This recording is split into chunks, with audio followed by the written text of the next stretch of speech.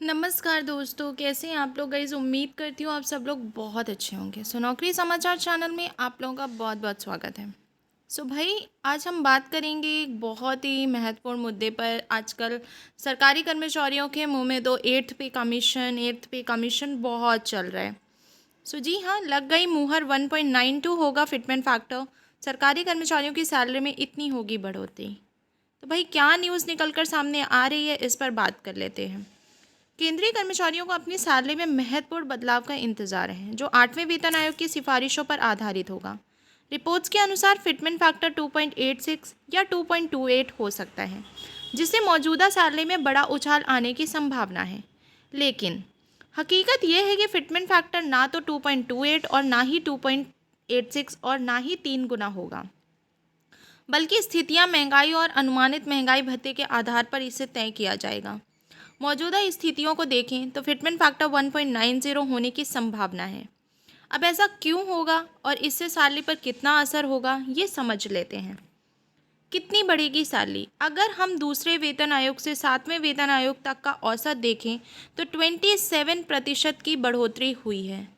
7वें वेतन आयोग में कुल सैलरी हाइक 14.27% था। अब जब 8वें वेतन आयोग का गठन हो चुका है, तो ये देखना बेहद महत्वपूर्ण होगा कि सरकार इस बार कितनी वृद्धि करने की सिफारिश करती है।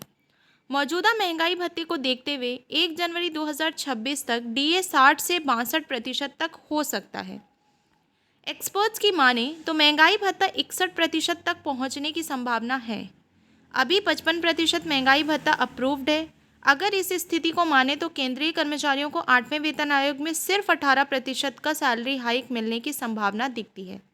लेकिन अगर सैलरी में 24% का उछाल आता है तो फिटमेंट फैक्टर ज़्यादा हो सकता है, लेकिन इसकी संभावना काफ़ी कम है। फिटमेंट फैक्टर कितना होगा? अब बात फिटमेंट फैक्टर की करते हैं।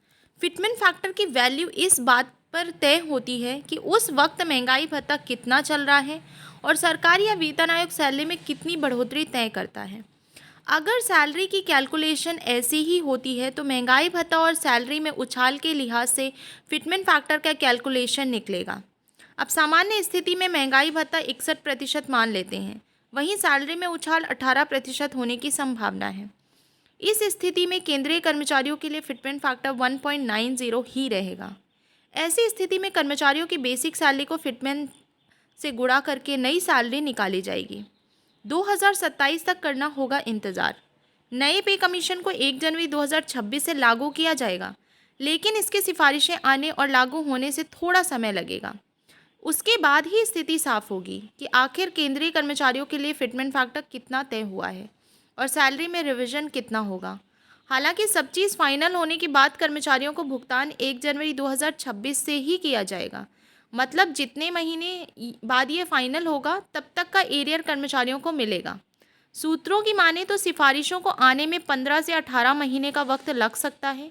सूत्रों के मुताबिक आयोग अपनी अंतिम रिपोर्ट जमा करने से पहले एक अंतरिम रिपोर्ट भी पेश करेगा, लेकिन ये रिपोर्ट मई 2026 तक आने की संभावना है। इससे पहले बजट 2026 में 8वें वेतन आयोग के लिए फंड एलोकेशन भी किया जा सकता है। बदलेगी डीए की कैलकुलेशन। सूत्रों के अनुसार सरकार नए वेतन आयोग के लागू होने पर महंगाई भत्ते की गणना के लिए आधार वर्ष बदल सकती है। वर्तमान में यह एआईसीपीआई आईडब्ल्यू के लिए 2016 है, जो 7वें वेतन आयोग के समय बदला गया था। विशेषज्ञों का मानना है कि 8वें वेतन आयोग के लागू होने पर आधार वर्ष में बदलाव संभव है, क्योंकि बढ़ती महंगाई के कारण डीए को नए आधार वर्ष के अनुसार समायोजित करना आवश्यक है। संभावित नया आधार वर्ष 2026 हो सकता है। क्या पुराना डीए होगा मर्ज? अगर 1 जनवरी 2026 तक 8वां वेतन आयोग लागू किया जाता है तो मौजूदा स्थिति को देखते हुए महंगाई भत्ता 61% तक होगा। इसका भुगतान कर्मचारियों को सैलरी में किया ही जा रहा होगा, लेकिन अगर बेस ईयर चेंज होगा तो पुराने डीए को मर्ज किया जा सकता है। हालांकि औपचारिक तौर पर सरकार ने अभी तक ऐसा नहीं कहा है। ये सभी 8वें वेतन आयोग के पैनल की सिफारिशों के बाद ही तय होगा।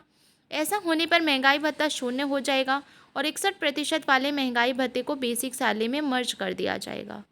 जो जो अटकलें लगाई जा रही हैं, जो न्यूज़ देखने के लिए मिल रही है सूत्रों के हवाले से, जो बहुत मल्टीपल मीडिया चैनल्स हैं, मैं उन सारे मीडिया चैनल्स के माध्यम से जो भी मुझे कलेक्टिव न्यूज़ मिलती है उसको मैं आप लोगों के सामने प्रस्तुत करने की कोशिश करती हूँ।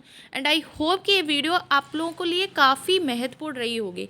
मतलब कुछ ना कुछ तो आप लोग काफ़ी कुछ जाने होंगे, क्या चल रहा है आसपास, और क्या चीज़ें अभी कहाँ तक चीज़ें फाइनलाइज हुई हैं। इन सारी चीज़ों पे मैंने इस वीडियो में डेफिनेटली डिस्कस करने की कोशिश की है।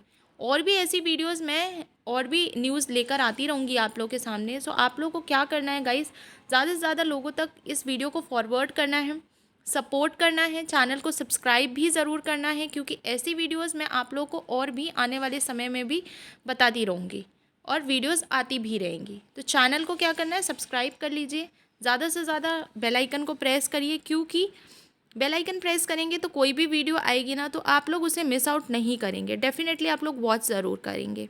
सो यही था आज का महत्वपूर्ण वीडियो।